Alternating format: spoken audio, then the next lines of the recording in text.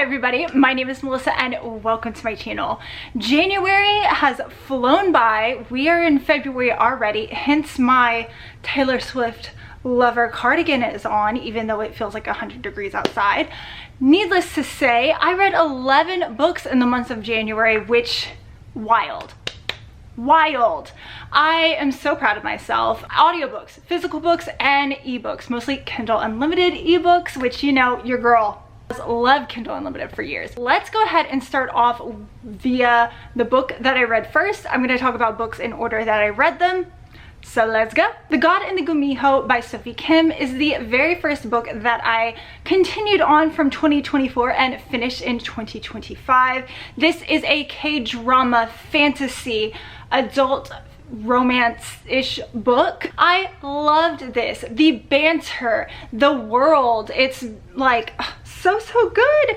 Our main character, Kim Hani, is a nine-tailed fox, specifically the scarlet fox, who was notorious for her, I believe it's 1888 murder spree, and she's been, you know, stuffed full in hiding since then. Our second character, Xoxo, who is the fallen god, the fallen trickster god, and he is just grumpy, and I just love him for that. He was trying to take over the god world from his brother, ended up not doing that. He got exiled to Earth to basically collect all of the demons that he brought over, and that is his punishment. His brother says to him one day, hey, if you catch the Scarlet Fox and if you solve this group of murders, we will go ahead and make a deal and you can come back. The Scarlet Fox, aka Kim Hani, ended up doing a bad deed, and she is like, absolutely not. She overhears this and she is going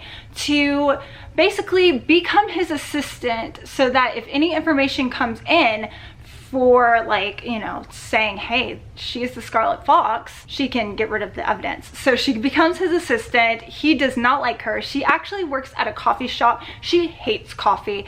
And every time that he comes in to order his, I think it's like iced coffee or however many milks and sugars or whatever, she always ends up messing it up on purpose. So he obviously does not like her. The banter, like I mentioned the world because it's in 1990s in South Korea, and it's just so amazing. You see pagers and like the old cars and things like that, which I thought was so much fun, and I loved this. I tabbed and annotated the absolute heck out of this, and it's just so wonderful. The banter, chef's kiss, again, K-drama fantasy in a book. The next two books that I read was Fourth Wing and Iron Flame by Rebecca Yarros. I started this one, Fourth Wing, in 2023 and never finished it. Got to page 395 and put it down. I started reading it physically. I finally picked it up in the month of January via audiobooks, the graphic audiobooks. It was so great, so immersive. It just brought the world to life, and I actually enjoyed it so much more the second time that I started it. Our main character, who I can't remember her name, she wanted to become like a librarian or a scribe, never wanting to go into the world of a dragon riding fighter war college, but her mother, who is a general, says your dream is not going to happen and you're gonna have to go. She does, and this book starts off immediately with action. Just kind of get thrown into the world. There's not a lot of world building. You're here for the action, you're here for a good time, you're here for the romance. Ends up getting put into Fourth Wing, and Zayden, I remember his name, Zayden, he is the Fourth Wing, like the leader, basically. He's like a senior. He's the son of like a guy who is trying to overthrow the government, and all the kids who were children of those people in that rebellion have to go to this college, and they all have like these tattoos that show, hey, they were traitors. You're dealing with a lot of prejudice. You're dealing with the fact that she is the daughter of the general, and yeah, just I had a lot more fun with Fourth Wing. It obviously continues on with Iron Flame, and this one was more romance focused, and I think that's why I liked Fourth Wing better, because it was more about picking the dragon and learning about the dragons and all of that stuff. And then this one is more romance heavy. There's a little bit more politics and a little bit more world building, but not very much. I definitely want to continue on with Onyx Storm, the third book, and I probably should get to it before all of the spoilers start popping up on social media.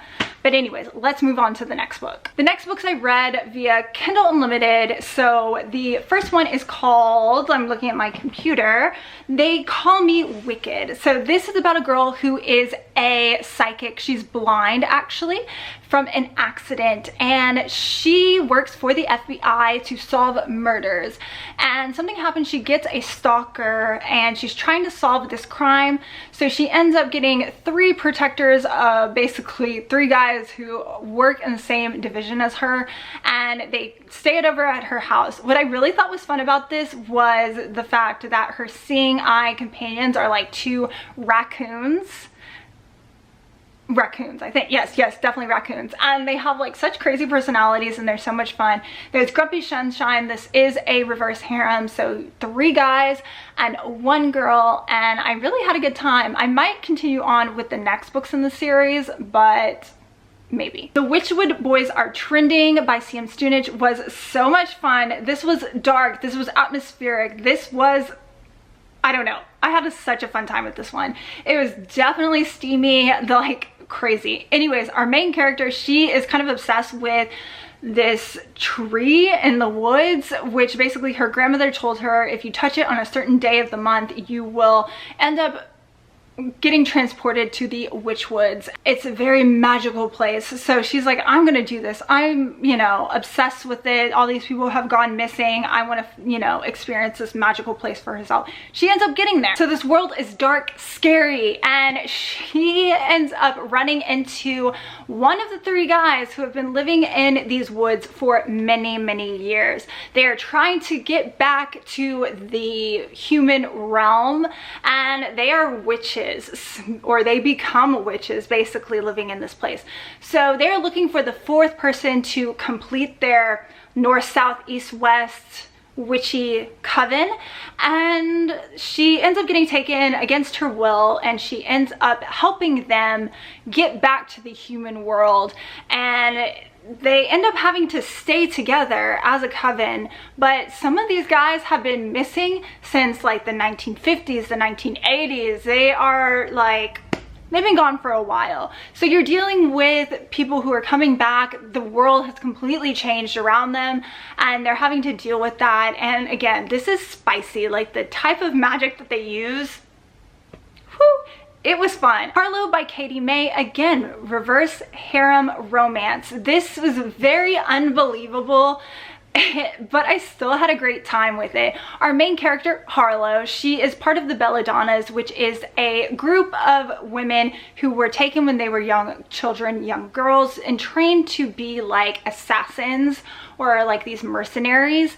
And she gets a job to get back this kidnapped boy, but she ends up going to a college that is there to help bad people, their children, learn how to be criminals or better criminals. But it's like a college, okay? And she gets there and she has a plan. She needs to get to the son of the person that they think kidnapped the boy.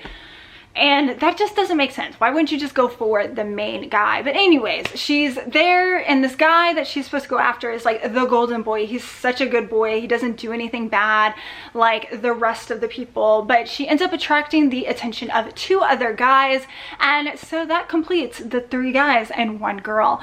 And like I said, this doesn't really make a lot of sense, like this whole school for crime children and whatever, but I had a lot of fun either way. This series also, like each book is about a different woman in that Belladonna's group and is written by a different author. So I thought that was really cool. So I want to try a couple other books in this series. A Curse of Fate by Jamin Eve, again, fantasy reverse harem romance. This is about a girl who is a shifter. I believe she is an Omega, if I'm not mistaken. But anyways, she's been on the run for like pretty much her entire life. She has been led to believe that her powers will like make alphas stronger, and thus the alphas will want to end her life for that power. So she's been on the run, and she tries to go to cities that aren't shifter cities.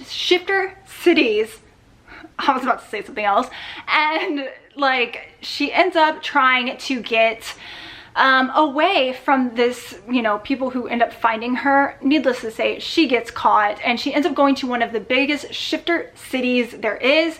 And which I think this is what was really cool about it, was it wasn't just like, oh, shifters who are like on a lone place in the woods with their pack homes, but it's like a whole city, and there's multiple different packs in the city. She ends up getting smelled by this alpha of the alpha pack, and they're supposedly like mated bond members, whatever. So she has to figure out how she's going to integrate with this group of alphas and how she's going to fit in, and she definitely doesn't want to be there. So you're seeing that. And you know, like I said, I really liked the whole city aspect and how all the workings of the city happen. Of course, since she is the Omega to this group of pack alphas, that's a different thing, because not every group is all alphas. Klutz is another reverse harem fantasy romance. Okay, we were on a roll here with our KU fantasy romances. But this is a book that is about a girl who she dies a lot. She has a lot of accidents, she dies, but she comes back to life. Okay, you see where we're going with this? She's on a plane to South America. Don't know why she's going to South America, can't remember. The planes end up going down, and she sees like a group of guys after they hit, and they are alive. So she saves them, 4 guys, and they're very ungrateful for her saving their life, let me just say.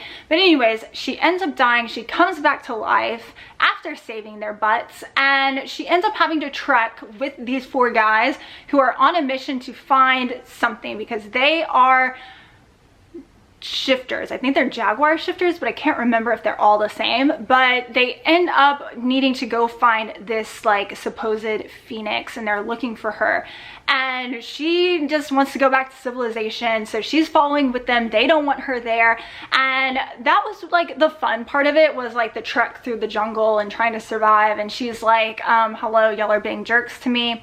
So there's a lot of hate to love kind of happening here. The next 2 books are a new favorite series, and that's going to be the Farseer trilogy by Robin Hobb. In the month of January, I read the first 2.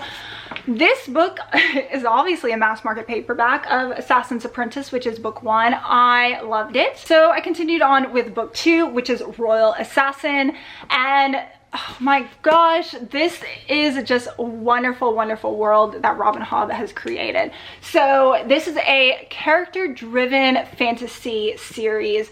It is a trilogy, and you start off in Assassin's Apprentice with our main character Fitz, who's like 6 years old, gets picked up by his father's, not manservant, but he's like a warrior, but he takes care of his animals. Anyways, I forgot what they're called, but he ends up taking care of Fitz, and because his father is the king in waiting, or aka the prince of this world realm, six duchies, I think that's what it's called. Because he has a bastard son, he ends up abdicating and leaves. This leads for a very difficult life for our young man Fitz, which basically Fitz means bastard son of, and it's chivalry, which is his father's name. But it is a character-driven story. It is very slow, I'm not gonna lie, but I was captivated. I kept wanting to pick these books up and continue on to find out what was going to happen to Fitz and our characters. He ends up finding out he has two different types of magic. One is called the wit. The wit is where it's very much nature-driven. He creates bonds with an animal. He can also feel around him, and if there's any animals, people, things like that. And yeah, that's pretty cool, but it's a magic that is very taboo in this world, so he has to like not use it. Then you have the skill, which is made mostly for people who are in power, princes, kings, things like that. And that's where you can reach out to people, kind of bend their minds to your will. It is about our young boy Fitz growing up. He becomes an assassin for the king. You see that, you see him growing, and it's just, it's so good, so good. I want to continue on. It's like a 16-book series in total in this world, but I'm gonna do my best. I'm gonna do my best. I finally got to the second book in Crescent City, which is House of Sky and Breath. I also listened to this on the graphic audio, and such a good way to do it. I do wish that I had picked it up physically because I would have loved to annotate, but you know what? That's okay. I thoroughly enjoyed my time in this, in the second book of this series. You end up ending off pretty much right where the end of the first book. You're dealing with the fallout of that big to-do and the political things that are going on, and just her group of friends. And Hunt, oh my gosh, he's my favorite. If I have to say, like, out of all of Sarah J Maas's books, I think Crescent City is honestly my favorite series. Shush, I know that's a, you know, not popular opinion, but kind of my favorite. I do love Hunt. It's just, he's so amazing. But anyways, we follow more of Bryce and her antics and her very, you know, positive will to do what's right. And I just love that about her. And I love the way that Sarah J Maas writes this story and these stories and things that are happening, and then the reader doesn't know everything that our main character is doing, and things get revealed, and it's just really good. It's really good. Urban fantasy. Yes, it's a long one, but definitely amazing. Want to read the next book in the series, but I realized I need to reread and finish the books in ACOTAR before I read that next one. Alrighty guys, thank you so much for sitting and hanging out with me today as I talked through the 11 books that I read in the month of January. If you've read any of these books, have any thoughts or opinions, would like to chat about it, talk about it in the comments down below, I would love to. That would be absolutely wonderful. And I hope you have a great day and happy reading. Bye!